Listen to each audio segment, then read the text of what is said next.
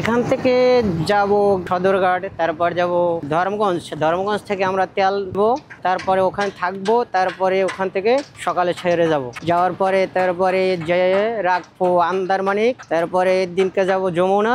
যমুনা যেয়ে তারপরে টোকন কাটবো, টোকন কাটার পরে লোড নিব। এটা বালু বলগেট, এখানে বালু ওই ডেজার থেকে লোড করে আনি, বিক্রি করি।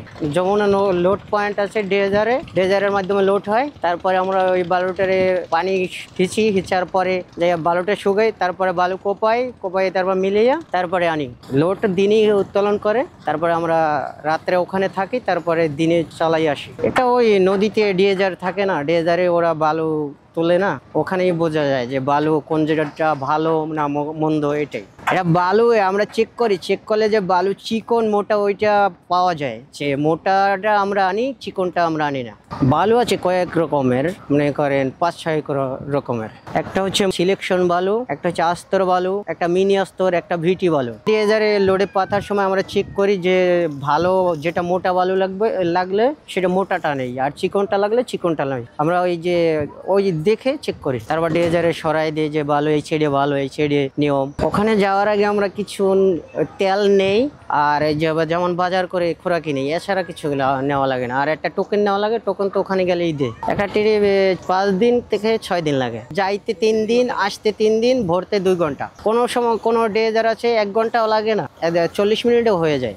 রাতেও থাকা লাগে। আমরা দিনের 24 ঘন্টায় নদীতে থাকি, রাতে আমরা ওই কিনে ধরে বানর নিয়ে তারপর থাকি। রাতে ওই যে লোড নিয়ে বালু কোপাই, তারপরে আমরা বালুটা কোপাই মিলিয়ে তারপরে বন্ধ করে কাজটা সেরে বন্ধ করে আমরা ঘুমিয়ে যাই। আবার সকাল 4টা বাজে আবার জাহাজ ছাড়ি। এটা 11,500 বালু বাটে, 11,000 ফুট, 11,500 ফুট, 11,500 টন ফুট মানে 800 টন হবে। আমরা করি যমুনা থেকে সিরাজগঞ্জ, আবার সিলেট, তারপরে আছে চট্টগ্রাম আছে, ইলিশিয়া আছে, আন্দারমানিক আছে, তারপরে আছে কালীপুরা আছে, মুন্সিগঞ্জ কালীপুরা, তারপর দশানি আছে। ভালো হয়েছে এই যেমন বিল্ডিং এর কাজের জন্য একমাত্র ভালো সিলেটের বালু, তারপর হলো এই যমুনার বালু।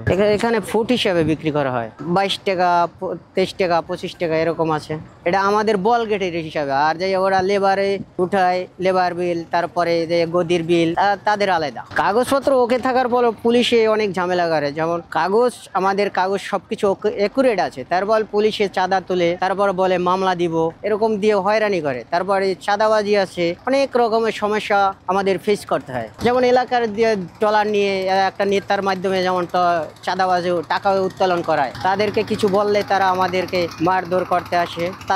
তাদের প্রতি আমরা কিছু বলি না, তারপর আমরা টাকা দিয়ে তারপর চলে আসি। তার জন্য তো কোনো সরকার কোনো ব্যবস্থা নেয় না। পুলিশেরা না দিচ্ছে, পুলিশেরা তারা আরো আমাদের প্রতি আরো করে, অত্যাচার করে। ডাকাতের হয়, ডাকাতের সম্মুখীন আমি হই নাই, কিন্তু আমাদের পাশেও আমাদের ভাই ব্রাদার অনেকেই হয়েছে। আমার সাথে এরকম হয়েছে, মানে উঠে ট্রলার নিয়ে আসে, রাতে আসে, তারপর টাকা নিয়ে যায়, মারধর করে, হয়রানি করে।